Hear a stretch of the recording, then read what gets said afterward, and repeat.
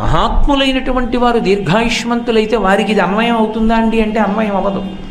కాబట్టి శరీరము దేనికి ఉపకరణము అంటే సుఖదుఖములను అనుభవించడానికి ఈశ్వరుడిచ్చిన ఉపకరణం అయినప్పుడు దీన్ని కొన్ని కష్టాలు వస్తే యథార్థమునకు అదొక సంతోషకరమైనటువంటి విషయం. ఎందుకు సంతోషకరమైన విషయం అంటే గత జన్మలలో చేసుకున్న పాపం నశించిపోతుంది అక్కడతోటి. కాబట్టి వాడికి అనుభవంలో పోతోంది ఇంకా పాపం. కాబట్టి కష్టపడుతూ దాన్ని పోగొట్టేసుకోవడమే. అంతేకాని ఈ శరీరాన్ని తీసేస్తానంటే మళ్ళీ కొత్తగా ఇంకొక మహాపాపం వస్తుంది. ఈశ్వరుడు ఇచ్చినటువంటి ఉపకరణాన్ని ఈశ్వర శాసనం అయ్యే వరకు పడగొట్టడానికి వీల్లేదు. ఇది నేను కాదు అని తెలుసుకున్నటువంటి ముక్త పురుషుడు కూడా తనంత తాను ఇది పడిపోయే వరకు ఊరుకుంటాడు. అందుకే ఇది నేను కాదని తెలుసుకుని ఆత్మగా ఉండిపోయిన వాడిని జీవన్ముక్తుడు అంటారు. ఆయన శరీరం పడిపోయిన తర్వాత విదేహముక్తి పొందాడు అంటారు. 2 మాటలు అందుకు వచ్చాయి శాస్త్రంలో. అందుకే భగవాన్ రమణుల దగ్గరికి వెళ్ళి ఈ శరీరంలో ఎందుకు ఉండిపోవాలి, ఇది నేను కాదని తెలిసినా కూడా అంటే వారు అద్భుతమైన మాట చెప్పారు. విస్తరాకు యొక్క చిట్ట చివరి ప్రయోజనం ఏమిటి? పెంటకుప్ప మీద పడేయడమే. అయినా ఆకులు బాదమాకులు తేవాలి, కడగాలి, చీపురు పుల్లలన్నీ సన్నగా విరవాలి, కుట్టాలి, వేసుకోవాలి, దాని నిండా పదార్థాలు వడ్డించుకోవాలి, నెయ్యి వేసుకోవాలి, పరిశేచనం చెయ్యాలి, హవిస్సులు గుచ్చుకోవాలి, ఆ తర్వాత ఆ భోజనాన్ని చెయ్యాలి, భోజనం చేసిన తర్వాత ఉత్తరాపోసనం పట్టాలి, ఉత్తరాపోసనం పట్టిన తర్వాత విస్తరిని తీసి పెంటకుప్ప మీద వెయ్యాలి. అంతేకాని విస్తరాకు ప్రయోజనం పెంటకుప్ప మీదకి వెళ్ళడమని భోజనం చేయకుండా పుట్టిన విస్తరాకులన్నీ పట్టుకెళ్ళి పెంటకుప్ప మీద వేస్తున్నావా? వేయట్లేదు. విస్తరాకు ప్రయోజనం ఎటువంటిదో ఈ శరీరము యొక్క ప్రయోజనం అటువంటిది. దీనితో అనుభవించి, అందుకే దీనికి ఋతుమంతమని పేరు. దీనితో అనుభవించి కష్టం సుఖం అనుభవించి వైరాగ్యం అనేటటువంటి సుఖం వైపుకి అడుగులు వెయ్యాలి. అప్పుడు ఇక ఏది వచ్చినా సంగమును పొందడు. అందుకే వైరాగ్యానికి ఉదాహరణగా దేన్ని చెప్తారు అంటే గాలిని చెప్తారు. గాలి మల్లెపందిరి మించి ఎడుతుంది, మల్లెపూల సంగం తగులుతుంది, అబ్బా సువాసన అంటారు, గాలి పొంగిపోదు. అలా వెడుతుంటే ఒక కుక్క యొక్క కళేబరం మించి వెడుతుంది, వెళ్ళినప్పుడు అబ్బా దుర్వాసన అంటారు, గాలి బెంగపెట్టుకోదు, దేని నుంచైనా వెళ్ళిపోతుంది. దేనితోటి గాలికి సంగం ఉండదు. ఒకరు పొగిడారని లేదు, ఒకరు తెగిడారని లేదు, అన్నిటి మించి వెళ్ళినట్టు అన్నిటికీ తాను సాక్షిగా ఉంటాడు. పొంగు లేదు, కుంగు లేదు. తుల్య నిందా స్తుతిర్మౌని సంతుష్టో ఏనకేనచిత్ అనికేత స్థిరమతి భక్తిమాన్ మే ప్రియో నరహ అంటాడు గీతాచార్యుడు భగవద్గీత భక్తి యోగంలో. అలా ఆ స్థితికి వైరాగ్య సుఖానికి చేరుకోవాలి. అంతేకాని శరీరాన్ని పడగొట్టే ప్రయత్నం చెయ్యడం, వచ్చినటువంటి చిన్న దుఃఖానికి విచలితుడైపోవడం చెయ్యకూడదు. అలా చేస్తే శోకానికి వశుడయ్యాడా, ఎంత శోకం అన్న దానితో సంబంధం ఉండదు. అది మీరు ఎంతగా పుండుని కిలికితే అంత పెద్ద పుండైనట్టు. ఎంత చిన్న కారణానికి వచ్చిన శోకాన్నైనా భూతద్దం మనసు కాని పట్టుకుందా అది చాలా పెద్ద శోకం కింద మారిపోతుంది. తట్టుకునే శక్తిని శాస్త్రాన్ని ఆధారంగా చేసుకుని, ధర్మాన్ని ఆధారంగా చేసుకుని పొందాలి మనిషి. అది చాలా అవసరం. లేకపోతే ఏమవుతుందంటే మహాపాపములన్నీ దేంట్లోంచి వస్తాయంటే శోకమునకు వశుడైపోవడం వల్లే వస్తాయి. మీరు చూడండి, సాధారణ స్థితిలో పాపం చేయడు. పాపము చెయ్యడానికి కారణం ఎక్కడి నుంచి వస్తుందంటే శోకము నుండే వస్తుంది. కోపం ఎందుకు వస్తుంది అంటే శోకంలోంచే వస్తుంది, బాధలోంచి కోపం వస్తుంది. కోపం వలన ఎంత తప్పైనా చేస్తాడు. అందుకే శోకమునకు వశుడు కాకుండా ఉండడం అన్నదానికి మనిషి ఎప్పుడూ ప్రయత్నం చేస్తూ ఉండాలి.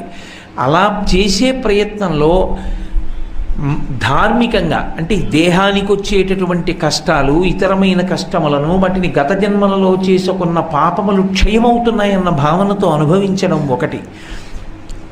2, శోకం వచ్చినప్పుడు ఈశ్వరుడికే మొరపెట్టుకోవడం రెండో మార్గం. నేను దీన్ని తట్టుకోలేకపోతున్నానని ఆయనకి చెప్పుకోవడం పరమోత్కృష్టమైన మార్గం. ఎంతమందికి చెప్పినా ఉపయోగం ఉండదు. ఒక్క ఈశ్వరుడికి చెప్తే ఆయన ఆదుకుంటాడు. అదే భాగవత ప్రతిపాదన. కడుపులో ఉన్నటువంటి శిశువు మీద బ్రహ్మశిరోనామకాస్త్రం వేశాడు అశ్వత్థామ. పక్కన మామగారులు ఉన్నారు 5, ధర్మరాజు, భీముడు, అర్జునుడు, నకులుడు, సహదేవుడు. అయినా సరే ఉత్తర వాళ్ళ కాళ్ళ మీద పడలేదు. తిన్నగా వెళ్ళి కృష్ణ భగవానుడి కాళ్ళ మీద పడింది. పడి, అయ్యా నీ మేనల్లుడు కడుపులోన హతుడగుటయు చూసి అంది, నీ మేనల్లుడు చచ్చిపోతున్నాడు లోపల, నువ్వు అలా నించుంటావే, కాపాడంది. భగవంతుడికి చెప్పుకుంది. వెంటనే ఆయన లోపల ఉన్నటువంటి పిండాన్ని కాపాడాడు. పరమేశ్వరుడు చెయ్యలేనిది ఉండదు. అందుకే శరణాగతి అన్న మాట అక్కడ వచ్చింది. ఈశ్వర, నేను పాపం చేశాను ఖచ్చితంగా, అందులో సందేహం లేదు. నేను చెయ్యని పాపం ఉండకపోతే నువ్వు నాకు దుఃఖం ఎందుకు ఇస్తావు? ఇప్పుడు నేను ఈ దుఃఖం అనుభవించలేకపోతున్నాను, చేసిన తప్పు నాదే. ముందు దోషాన్ని అంగీకరించాలి ఈశ్వరుడి దగ్గర. అందుకొచ్చింది అజ్ఞానినా మయా దోషాన్ అశేషాన్ విహితాన్ హరే క్షమస్వత్వం క్షమస్వత్వం శేషశైల శిఖామణి. అది నోటితో చెప్పేది కాదు, మనసు చేత ఆవిష్కరించేది. అజ్ఞానినా మయా దోషాన్ అశేషాన్ విహితాన్ హరే. ఒకటా రెండా? అశేషాన్, ఎన్ని తప్పులు చేశాను. విహితాన్ హరే, నేను ఏం చెప్పగలను? క్షమస్వత్వం క్షమస్వత్వం, నన్ను క్షమించు క్షమించు క్షమించు. ఆ బాధ తట్టుకోలేక ఈశ్వరుడికి విజ్ఞాపన చేసుకుంటే ఈశ్వరుడు రక్షిస్తాడు. ఎందుకు రక్షిస్తాడంటే ఆయనకు ఒక లక్షణం ఉంది, నమః శివాభ్యాం అశుభాపహాభ్యాం. అరేరే వీడు తట్టుకోలేకపోతున్నాడు రా, తప్పు చేశానని ఒప్పుకున్నాడు, నా పాదాల మీద పడి క్షమార్పణ అడిగాడు. చేసిన పాపం ఫలితంగా వచ్చినప్పుడు ఎంత బాధ ఉంటుందో తెలుసుకున్నాను, ఇక చెయ్యనంటున్నాడు. కాబట్టి నేను క్షమిస్తానని ఆ పాపము యొక్క ఫలితాన్ని తగ్గించేస్తాడు. అలా తగ్గిస్తాడు కాబట్టి పాము కరవవలసిన చోట చీమతో కరిపించి వదిలిపెడతాడు. ఆపదామపహర్తారం దాతారం సర్వసంపదాం లోకాభిరామం శ్రీరామం భూయో భూయో నమామ్యహం. ఆపద అంటే మనకి తెలియకుండా వచ్చి పడిపోతున్నది, వాటిని తీసేస్తాడు. వాటి స్థానంలో ఆపదామపహర్తారం దాతారం సర్వసంపదాం. దాతారం కాదు, దాతారం. అక్కడ ఆపదలను తీసేసి దాని స్థానంలో సంపదలను ఇస్తాడు. ఎప్పుడు? అసలు నేను ఖచ్చితంగా పాపం చేసి ఉన్నాను, లేకపోతే నేను మనుష్య జన్మలోకి రాను. ఈ భాండమునందున్నానంటే నాకు దోషాలున్నా ఏవో, ఈశ్వరా నన్ను మన్నించు అని త్రికరణ శుద్ధిగా ఎవరు శరణాగతి చేశాడో వాడిని ఈశ్వరుడు మన్నిస్తాడు. ఆ శరణాగతికి నిజానికి ఏమైనా ప్రత్యేకమైన పద్యాలు శ్లోకాలు ఉంటాయా అంటే ఉండవు. మనసు యొక్క ఆర్తితో ఆవిష్కరణం ఒక్కటే. దూర్జటి చెప్పుకున్నాడు, రోషీరోయదు కామినీ జనుల తారుణ్యోరు సౌఖ్యంబులన్ బాసీబాయదు పుత్రమిత్ర ధన సంపద్భ్రాంతి వంచాలతల్ కోశీకోయదు నామనంబకట నీకున్ ప్రీతిగా సత్క్రియల్ చేసి చేయదు దీని తుళ్ళన చవే శ్రీకాళహస్తీశ్వర అన్నాడు. వెళ్ళి చెప్పుకున్నాడు బలహీనత. అది శరణాగతి అన్న మాటకు అర్థం. అందుకే అలా చెప్తే వినపడుతుందా అండి? మన మనసులో అనుకుంటే వినపడుతుందా అంటే వినపడి తీరుతుంది. రామకృష్ణ పరమహంసని ఎవరో ఒక ఆయన అదే అడిగాడు, అలా మనం మనసులో ప్రార్థన చేస్తే పరమేశ్వరుడికి వినపడుతుందా అని అడిగితే పరమహంస ఒక అద్భుతమైన మాట చెప్పారు.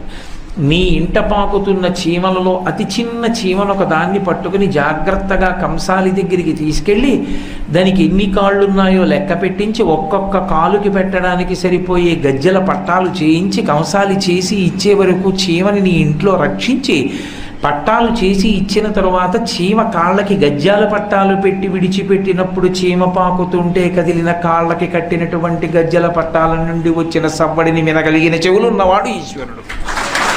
కాబట్టి ఆయన ఏది వినలేడు, ఏదైనా. మేము చేసే వీడియోస్ మీ మొబైల్ కి నోటిఫికేషన్ గా రావాలంటే సబ్స్క్రైబ్ చేసుకుని పక్కనే ఉన్న బెల్ ఐకాన్ కూడా యాక్టివేట్ చేసుకోండి.